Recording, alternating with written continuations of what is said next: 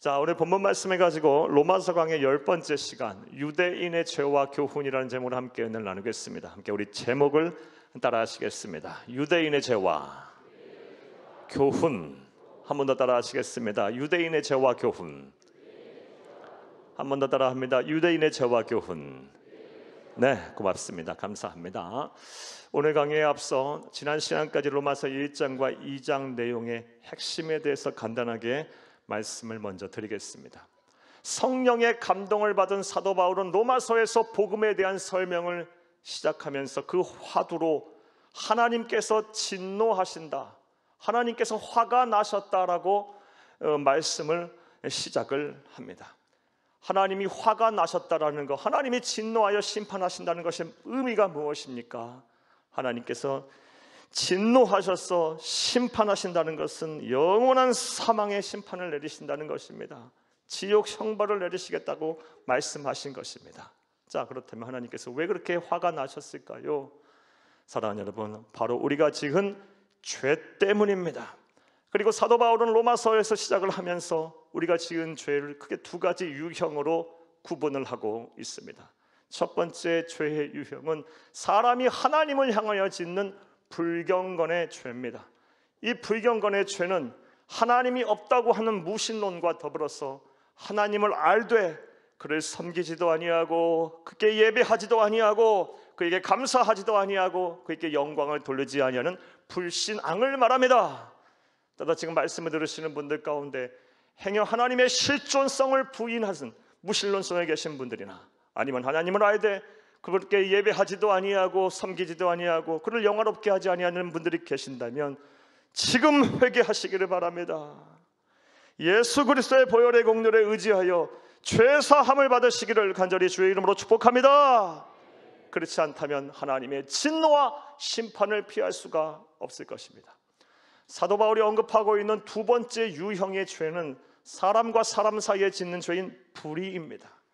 불의, 사람과 사람 사이에 짓는 죄, 가장 먼저 언급한 죄가 성적인 타락입니다. 그리고 동성애입니다.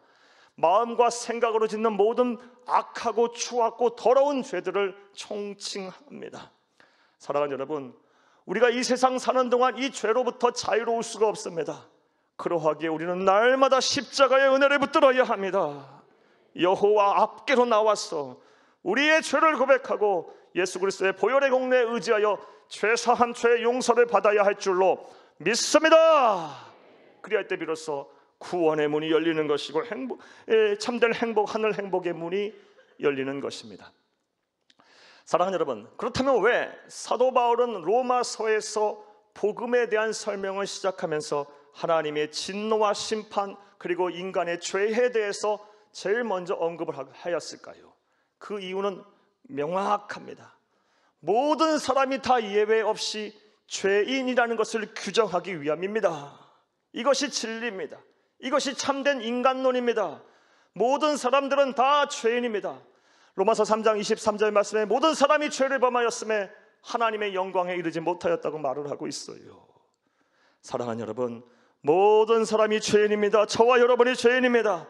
하나님의 은혜가 아니고서 구원의 은혜의 선물 이 받지 않고서는 도저히 소망이 없고 도저히 가망이 없는 죄인임을 믿는 여러분 되기를 간절히 주의 이름으로 부탁합니다. 자, 그런데 오늘 본문 말씀을 로마서 2장을 보게 되면 하나님께서 모든 사람이 예외 없이 죄인이라고 규정하셨건만, 이것이 진리건만 내가 무슨 죄인이라고 항변을 하는 사람들이 일련의 무리들이 있다고 성경은 말을 합니다. 심지어 다른 사람들은 다 죄인일지 모르지만 나는 죄인이 아니라고 주장하고 있는 사람들이 있답니다. 자, 그렇다면 그들이 누구일까요? 오늘 보면 17절을 함께 읽겠습니다. 유대인이라 불리는 내가 율법을 의지하며 하나님을 자랑하며, 바로 성서시대의 유대인들을 말합니다. 이스라엘 백성들을 총칭합니다. 구약의 이스라엘 백성들을 총칭합니다. 사랑하는 여러분, 그들은 예수님의 오시기 약 600년 전에 주전 586년에 고대 대제국이었던 바벨론에 의해서 멸망을 하였습니다. 그리고 그들에게 포로로 끌려가서 무려 70년간을 노예로 살았습니다. 하지만 하나님께서는 한 번 택한 자 끝까지 사랑하시기에 약속의 말씀을 주셨기에 하나님께서는 그들을 해방시키셨습니다. 그리고 다시 이스라엘 땅으로 귀환하게 하셨습니다. 그렇게 귀환한 히브리 민족을 총칭해서 그때부터 오늘에 이르기까지 유대인이라고 부른 것입니다. 사랑하는 여러분, 유대인의 말의 원뜻이 무엇인지 아십니까?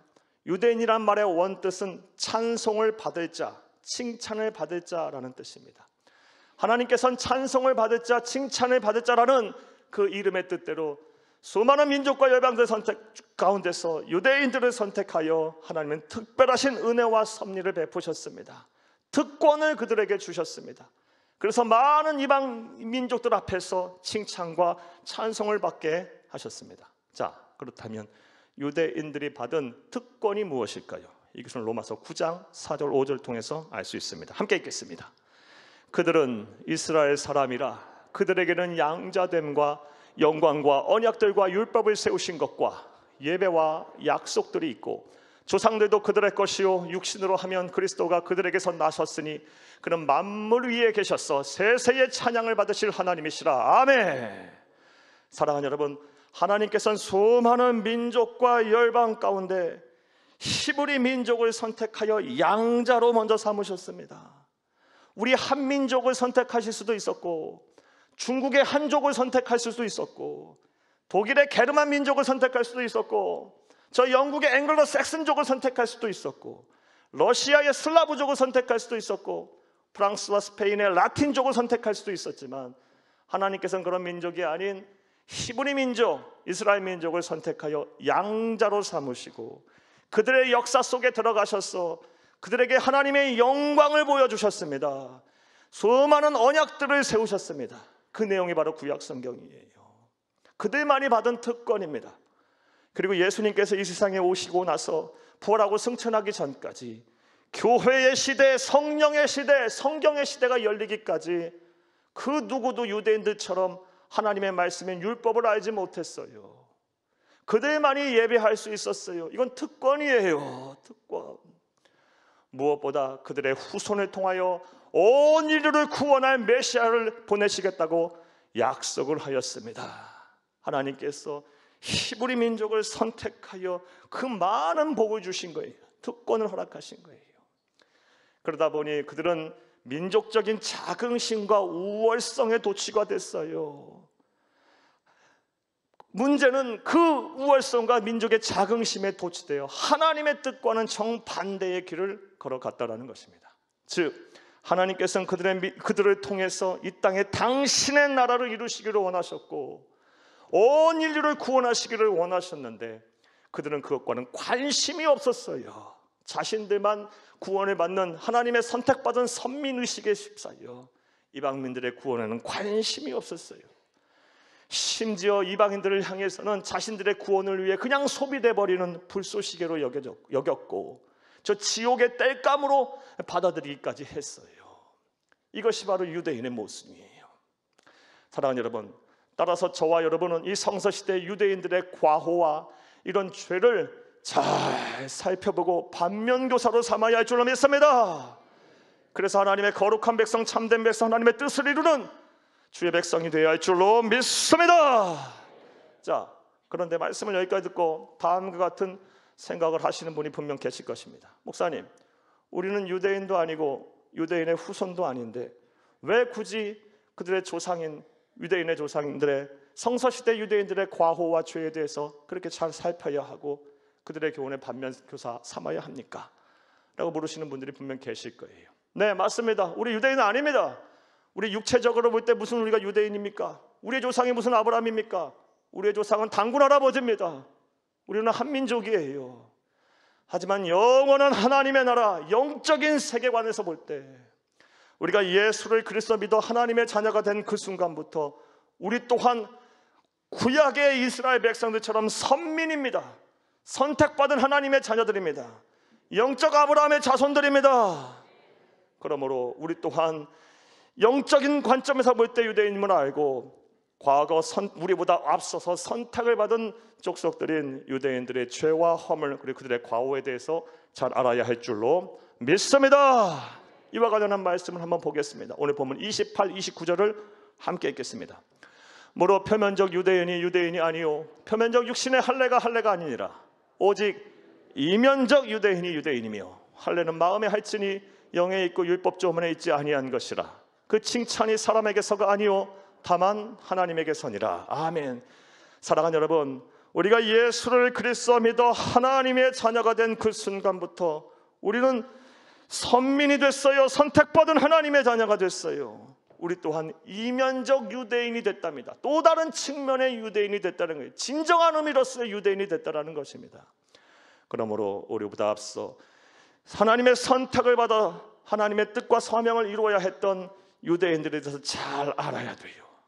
그들의 죄와 허물, 그들의 과오를 잘 알고 우리가 반면교사를 삼아야 할 줄로 믿습니다. 자, 이제 이런 사전 이해를 바탕으로 이제부터 생각을 해보겠습니다. 그렇다면 과거 성서시대에 하나님의 선택을 받았던 선민이었던 유대인들은 어떠한 죄를 범했을까요? 그들은 어떠한 과오를 저질렀을까요? 그리고 우리는 그들을 통해서 어떠한 영적인 교훈을 배울 수가 있을까요? 자, 이제부터 따라 하시겠습니다. 첫째로, 크게 따라 하십니다. 첫째로, 종교적 위선에 빠져 하나님을 욕되게 하였습니다. 이것이 바로 과거 선택받은 유대인들의 이 과오이자 죄예요. 종교적인 위선에 빠져서 하나님을 욕되게 하였습니다. 사랑하는 여러분, 앞서 말씀드린 대로 유대인들은 수많은 민족과 열방 가운데 하나님의 선택을 받은 족속들이었어요. 수많은 특권을 받았어요. 그것으로 인해서 그들은 민족적인 자긍심과 우월성에 속에 살았어요. 더 나아가서 그들은 독선과 교만함에 취해버렸어요. 사랑하는 여러분, 이것에 대해서 오늘 본문 말씀은 17절 20절에선 사도 바울은 다음과 같이 말을 하고 있어요. 17절 20절 함께 읽겠습니다. 유대인이라 불리는 네가 율법을 의지하며 하나님을 자랑하며 율법의 교훈을 받아 하나님의 뜻을 알고 지극히 선한 것을 분간하며 맹인의 길을 인도하는 자요 어둠에 있는 자의 빛이요. 20절 율법에 있는 지식과 진리의 모본을 가진 자로서 어리석은 자의 교사요 어린아이의 선생이라고 스스로 믿으니. 아멘. 이 말씀 이런 내용입니다. 사랑하는 여러분, 유대인들은 다른 민족과 열방과는 달리 하나님의 뜻, 하나님의 말씀인 율법을 먼저 받았어요. 그리고 율법을 먼저 알았어요. 그런 거로 자신들이 모든 이방 민족을 향하여 교사가 되고 선생이 되어야 한다고 생각을 했다는 것입니다. 더 쉽게 말해서 자신들만이 율법을 알고 율법을 소유하고 있기에 자신들이 다른 이방 민족보다는 더 우월한 존재이고 지혜로운 존재였다는 것입니다. 이방 민족들은 다 미개하고 무지하고 사악한 존재이기에 자신들이 스스로 율법의 교사가 돼서 가르치는 교사 선생이 되어서 그들을 계도해야만 된다라고 생각했다라는 거예요. 이건 독선이고 영적인 교만이에요. 사랑하는 여러분, 이러한 유대인의 생각과 유대인의 주장에 대해서 여러분 생각이 어떠하십니까? 사랑하는 여러분, 물론 스스로 율법 교사가 돼서 이방 민족을 가르치게 했다는 것은 많은 것으로는 잘못했다고 볼 수 없어요. 왜냐하면 그것이 하나님의 뜻이었기 때문에 그래요. 먼저 하나님께서 그들에게 율법을 주신 이유이자 목적이기 때문이에요. 자, 그렇다면 유대인들의 근본적인 문제는 뭘까요? 스스로 율법의 교사가 되어 이방 민족을 가르치는 것, 그건 문제가 되지 않아요. 하지만 그러려고 했다면 먼저 자신이 하나님의 말씀을 지켰어야죠. 하나님의 말씀에 순종을 먼저 했어야죠. 하나님의 말씀에 순종도 하지 않고 지키지도 아니하면서 이방 민족을 향하여 율법의 교사로서 나서 가르치려고 했던 것이에요. 즉 종교적인 열심과 열정은 문제가 없지만 그들의 종교적인 위선이 잘못됐다는 것입니다. 이것이 그들의 과오예요. 저와 여러분이 본받고 깨달아야 될 진리임을 믿으시기를 간절히 주의 이름으로 축복합니다. 사도 바울은 오늘 본문에서 그들의 종교적인 위선을 낱낱이 고발해요.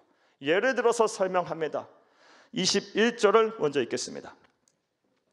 그러면 다른 사람을 가르치는 네가 네 자신은 가르치지 아니하느냐? 도둑질하지 말라 선포하는 네가 도둑질하느니라. 아멘. 사랑하는 여러분, 도둑질하지 말라고 가르치면서 도둑질하고 있지 않냐 너희가? 이거 종교적인 위선이다. 사랑하는 여러분, 하나님께서 하나님의 백성을 향하여 반드시 지키라고 우리에게 주신 가장 기본적인 계명 10계명의 여덟 번째 계명이 무엇입니까? 도둑질하지 말라예요. 도둑질하지 말라. 그런데 이스라엘 백성들은, 이 성서시대 유대인들은 도둑질하지 말라라고 가르치면서 본인들이 도둑질했다라는 거예요. 이건 종교적인 위선이에요. 사랑하는 여러분, 우리는 그들이 어떠한 도둑질을 했는지를 정확하게 알 수 없어요. 하지만 인류 역사를 되짚어 보게 되면 그들이 어떤 도둑질을 했는지를 어렴풋이 유추를 해볼 수가 있습니다. 유대인들은 과거서부터 지금에 이르기까지 상술에 아주 뛰어난 민족이에요. 그리고 재물욕과 탐욕으로 인하여 수많은 이 시간 역사 속에서 많은 핍박과 많은 박해를 받은 민족이기도 해요. 특별히 이 고리대금업으로 악명을 날렸던 민족이기도 해요. 사랑하는 여러분, 얼마나 고리대금업으로 그들이 악명을 날렸는지 영국의 대문호인 셰익스피어가 베니스의 상인에서 악덕 고리대금업자 샤일록이라는 인물을 등장시켰는데 그 누굽니까? 유대인이에요. 당시 세계관에서 인류의 역사 속에서 유대인들은 고리대금업자로 다른 사람의 피눈물 나게 하는, 자신의 이익을 위해서 피눈물 나게 하는 존재로서 그렇게 받아들였던 거예요. 사랑하라 사랑하라 사랑하라고 말하면서, 도둑질하지 말라 도둑질하지 말라 도둑질하지 말라라고 말하면서, 가난하고 병들고 어려운 자를 구제하라 구제하라고 말하면서 자신들의 이익을 위해서는 다 뒤에서는 다 챙길 것 챙기고 사람의 마음을 아프게 하고 눈에 피눈물 나게 했던 거예요. 이런 종교적인 위선을 사도 바울은 책망하고 있는 것입니다. 그런데 이러한 모습이 오늘날 우리 그리스도인의 모습이기도 해서 참으로 마음이 안타깝습니다. 마음이 아픕니다. 사랑하는 여러분, 우리 그리스도인들 가운데도 돈 앞에서, 재물 앞에서 신앙도 없고 예수도 없고 하나님도 없고 양심도 없는 분들이 얼마나 많은지 몰라요. 당장 내 이해관계 앞에서 그 문제가 걸려버리면 신앙은 저 뒷전이에요. 예수는 저기로 사라져버렸어요. 양심은 땅에 떨어진 분들이 얼마나 많은지 몰라요. 종교적 위선이에요. 사랑하는 여러분, 여러분에게 여쭙겠습니다. 사랑하는 여러분, 여러분들은 어떠하십니까? 오늘 우리가 이 사도 바울을 통해서 말하고 있는 종교적인 위선에 대해서 경고하는 이 말씀을 하나님의 음성으로 겸허하게 들어야 할 줄로 믿습니다. 사랑하는 여러분, 오늘 사도 바울은 종교적인 유대인들의 위선에 대해서 22절에서 또 한 번 더 그 예를 들어 설명하고 있어요. 22절 한 번 더 읽겠습니다. 간음하지 말라 말하는 네가 간음하느냐? 우상을 가증히 여기는 네가 신전 물건을 도둑질하느냐? 22절에서 유대인들이 범했던 두 가지 종교적 위선의 죄를 언급하고 있어요. 간음하지 말라고 하면서 왜 네가 간음하느냐? 또 하나, 우상 숭배하지 말라고 하면서 왜 네가 우상 숭배하느냐? 사랑하는 여러분, 간음죄와 우상 숭배죄, 우리 굳이 언급하지 않아도 십계명에도 나오는 죄예요. 가장 그리스도인으로서 해서는 안 되는 죄예요. 그런데 이스라엘 민족은 그것을 행했다라는 거예요. 종교적인 위선을 행했다는 거예요. 사람의 눈은 속일 수 있어도 하나님의 눈은 속일 수가 없어요. 하나님이 보시기에 정확하게 진단의 결과가 나온 거예요. 자, 그런데 솔직히 또 안타깝게도 이 모습 또한 우리 그리스도인의 모습이 아닐까 생각을 해봐요. 예전에 가정사역을 열심히 하시는 어느 목사님이 저에게 신신당부를 하셨어요. 아주 한국에서 가정사역을 아주 열심히 유명하게 하시는 분이에요. 센터도 운영하시고 방송 출연도 많이 하시고 대학에서 강의도 하시는 분들이에요. 저에게 아주 신신당부를 해요. 목사님, 교회에서 성도들 가정의 자리 잘 지키도록 잘 권면하셔야 돼요. 잘 가르치셔야 돼요. 그런 설교 많이 하셔야 돼요 라고 얼마나 신신당부하는지 몰라요. 그 목사님 말씀하시길요, 오늘날 한국 사회에 네 가정 중에 한 가정꼴은 반드시 불륜 가정이랍니다. 또 어떤 통계는요, 3가정 중에 한 가정은 불륜 가정이래요.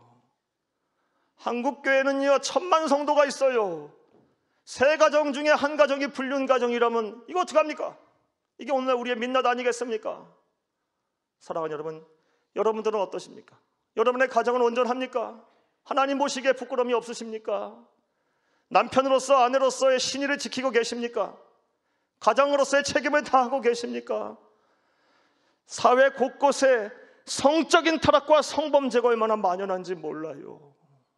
사랑하는 여러분, 간음하지 말라 하면서 가늠죄를 짓고 있는 우리의 모습이 혹시 아닐까라는 생각을 해보게 돼요.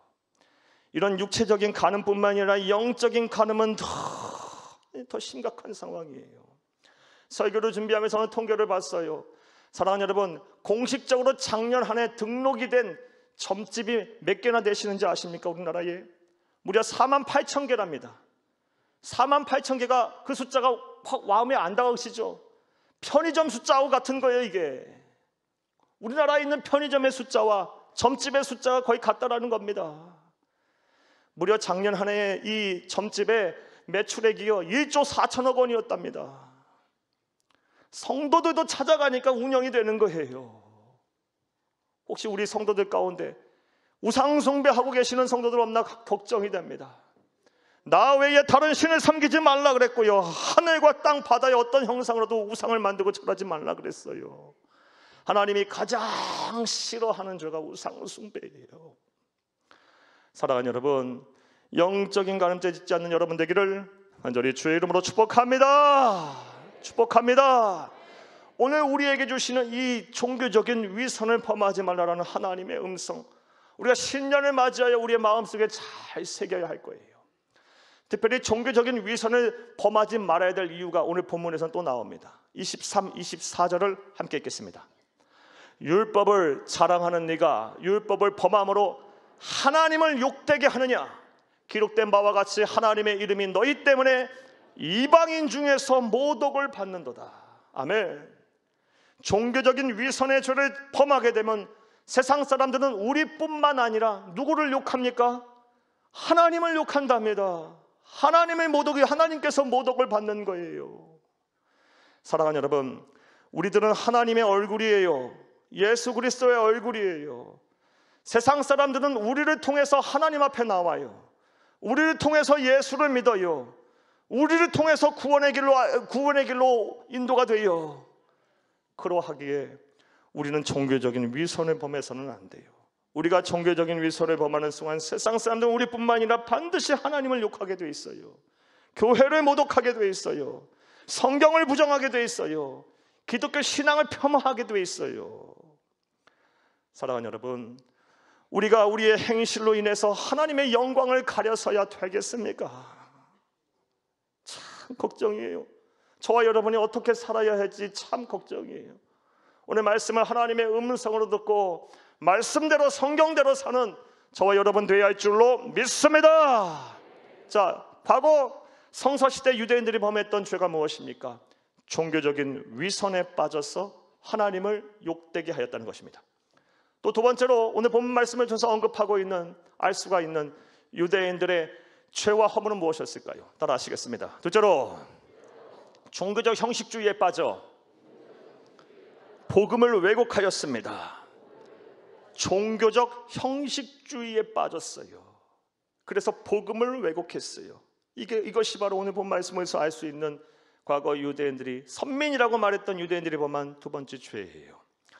사도 바울은 이 종교적 형식주의에 빠져서 복음을 왜곡하는 그들에 대한 모습을 적나라하게 드러나기 위해서 유대인들이 매우 중요하게 생각하는 형식이자 의식인 할례를 언급합니다. 오늘 보면 25절을 함께 읽겠습니다. 네가 율법을 행하면 할례가 유익하나 만일 율법을 범하면 네 할례는 무할례가 되느니라. 할례에 대한 언급을 해요. 사랑하는 여러분, 할례가 무엇입니까? 할례가 성경에 처음 언급된 성경의 장절은 창세기 17장입니다. 창세기 17장에서 하나님께서는 유대인들의 조상인 아브라함을 선택해서요, 그리고 그에게 약속을 주시고 그와 언약을 맺습니다. 하나님께서 이스라엘의 조상인 아브라함을 향하여 너에게도 복을 줄 것이고 너의 후손에게도 복을 줄 것이다. 너와 너의 후손을 내가 지킬 것이고 반드시 구원할 것이다 라는 그런 언약 계약을 맺으세요. 그리고 그 언약과 계약의 증표가 무엇입니까? 바로 할례를 행하라는 거예요. 할례는 의학적으로만 설명하면 남자 성기의 포피의 일부를 베어내는 거예요. 더 쉽게 얘기하면 포경수술하는 것과 같아요. 이 할례는 이스라엘 백성들에게 있어서는 구원의 증표요, 하나님께서 복을 주신다는 약속의 증표입니다. 그러하기에 이스라엘 백성들은 오늘날에 이르기까지 이 할례를 매우 자랑스러워하게 생각해요. 그래서 낳은 지 8일째가 되면 사내 아이는 무조건 할례를 행해요. 자, 그런데 문제는 시간이 지나면서 할례에 대한 종교적인 형식만 남았고 할례가 가지고 있는 근본적인 의미가 다 퇴색이 되고 잃어버렸다는 것이 문제가 있어요. 사랑하는 여러분, 과거 유대인들, 즉 오늘날에 이르기까지 유대인들은요, 이 할례를 행하기만 하면, 즉 종교적인 행식을 취하기만 하면 자연스럽게 구원에 이른다고 지금까지 착각 속에 살고 있어요. 사랑하는 여러분, 구원은 어떻게 받습니까? 우리의 죄를 회개하고 예수를 그리스도로 믿는 믿음으로 받는 거예요. 이게 복음이에요. 이게 진리예요. 이것 말고는 구원에 이르는 길이 없어요. 그런데 그들은 할례라는 종교적인 형식을 취하기만 하면 구원에 이를 수 있다고 생각하고 있어요. 그런 착각에 빠져버렸어요. 형식이 본질을 뛰어넘어 버린 거예요. 이에 대해서 사도 바울은 할례의 문제성과 유대인의 과오에 대해서 다음과 같이 지적을 하기 시작해요. 25절을 함께 읽겠습니다. 네가 율법을 행하면 할례가 무익하나 만일 율법을 범하면 네 할례는 무할례가 되느니라. 아멘. 이 말씀이 이런 내용이에요. 하나님의 말씀에 순종도 하지 아니하고 분명한 구원의 확신도 없으면서 분명히 하나님에 대한 그런 섬김과 그런 온전한 마음이 없으면서 종교적인 형식은 할례를 해봐야 그건 할례가 한 것도 아니다, 무할례다 라고 말을 하고 있는 거예요. 읽진 않겠지만 26, 27절 말씀에 보면 이런 말씀도 해요. 너희가 할례를 행하는 것보다, 종교적인 그냥 형식으로 할례를 행하는 것보다 오히려 말씀에 순종하고 말씀을 지키는 것이 하나님 보시기에 더 의인이다 라고 말을 해요. 그러면서 결과론적으로는 28, 29절에 이르러서는 할례는 어디에다 하는 것이다? 마음으로 하는 것이다. 종교적인 형식보다 더 중요한 건 마음으로 진심을 다하여 회개하고 예수를 그리스도로 믿는 믿음으로 성령의 인치심으로 이 마음의 할례를 해야 구원을 받고 그런 자가 본질적으로 하나님 보시기에 선택받은 백성이며 의인이고 유대인이다라고 말을 하고 있어요. 28, 29절을 함께 읽겠습니다. 무릇 표면적 유대인이 아니요 표면적 육신의 할례가 아니니라. 오직 이면적 유대인이 유대인이며 할례는 마음에 할지니 영에 있고 율법 조문에 있지 아니한 것이라. 그 칭찬이 사람에게서가 아니요 다만 하나님에게서니라. 아멘. 할례는 마음에 하는 것이다. 종교적인 형식으로 그렇게 해봐야 그거는 겉으로만 표면적인 유대인이 뿌리지 진정한 유대인, 진정한 선택받은 하나님의 백성인 이면적인 유대인이 아니다. 할례는 마음으로 하는 것이다. 종교적인 형식에 빠져 복음을 왜곡하지 마라, 이 말을 우리에게 하고 있는 거예요. 사랑하는 여러분, 이제 우리가 권면의 말씀을 들어야 되겠어요. 사랑하는 여러분, 혹시 여러분 가운데 종교적인 형식에 빠져 계신 분들 계시진 않으십니까? 특별히 신앙생활을 오래 한 저와 여러분들 이 말씀 잘 들어야 돼요. 신앙생활을 오래 하게 되면요 아무래도 타성해졌게 돼 있어요. 관성에 따라서 신앙생활을 하게 돼 있어요. 처음 사랑 처음 믿음 다 잃어버리고 그냥 형식적으로 예배드리고 건성건성 기도하고 그냥 남도 보기에 부끄럽지 않을 정도로 봉사 충성 헌신의 자리에 서게 돼 있어요.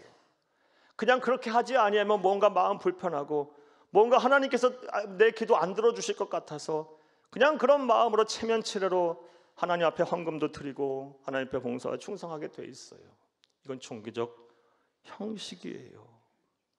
사랑하는 여러분, 이왕 하나님 앞에 나와 신앙생활하고 사명 감당할 거라면 하나님의 마음을 기쁘시게 하는 성경적 신앙의 원리 아래서 봉사와 충성과 헌신하시고 신앙생활 하시는 여러분들이 다 되기를 간절히 주의 이름으로 부탁합니다. 부탁합니다. 여러분에게 이제 여쭤보겠어요. 여러분들 어떠세요? 올해 2023년 한 해가 시작됐어요. 우리가 무엇을 결심해야 되고 어떻게 신앙생활을 해야 할 것입니까? 하나님의 나라 가는 그날까지 우리가 어떤 결심과 어떤 신앙의 자세를 가지고 살아야 합니까? 지난날 이 선택받은 백성이라는 자긍심에 우월의식에 취해서 과오를 범했던 이 유대인의 죄를 우리가 반복해서는 안 될 줄로 믿습니다. 이제 말씀을 맺겠습니다. 사랑하는 여러분, 오늘 본문 말씀 로마서 17장 2장 17절에서 29절 말씀을 가지고 과거 하나님의 선택을 받은 성서시대 유대인들의 죄와 그에 따르는 교훈에 대해 살펴보며 은혜를 나눴어요. 그들은 종교적 위선에 빠져 하나님을 욕되게 하는 죄를 저질렀어요. 그들은 종교적 형식주의에 빠져서 복음을 왜곡하는 그런 죄를 저질렀어요. 그러자 하나님께서는 그들에게 말씀하셨어요. 책망하시며 말씀하세요. 너희들은 선택받은 하나님의 백성이 아니다. 표면적 유대인일 뿐이다. 진정한 유대인, 진정한 선민이 아니다. 오늘날 저와 여러분 지금 이 시간에 성령 하나님께서 우리에게 또 묻고 계세요. 사랑하는 아들아, 사랑하는 딸아, 정말 너가 내 아들 독생자 예수 그리스도와 생명과 맞바꾼 그런 자녀들이냐라고 묻고 계세요. 너가 선민이냐, 너가 구별된 하나님의 자녀냐, 백성이냐 묻고 계세요. 이 하나님의 물음 앞에 우리가 부끄러움 없이 네 주님 그러합니다라고 담대히 서야 할 줄로 믿습니다. 그리하기 위해서 마음을 다하고 목숨을 다하고 뜻을 다하고 힘을 다하여 우리 하나님 아버지를 잘 섬기고 사랑하고 또 이웃을 내 몸과 같이 사랑할 수 있는 진정성 있는 신앙인, 참된 신앙인 될 수 있기를 간절히 주의 이름으로 부탁합니다. 그리하면 하나님을 기쁘시고 사람에게 칭찬받는 참된 성도가 되게 하실 거예요. 그래서 금생환 대세를 통해 하나님께서 복을 주시고 구원에 이르지 못할 자가 없을 것입니다. 이런 은혜와 복이 저와 여러분을 복이 되고 저와 여러분의 은혜가 되기를 간절히 주의 이름으로 축복합니다. 축복합니다. 축복합니다.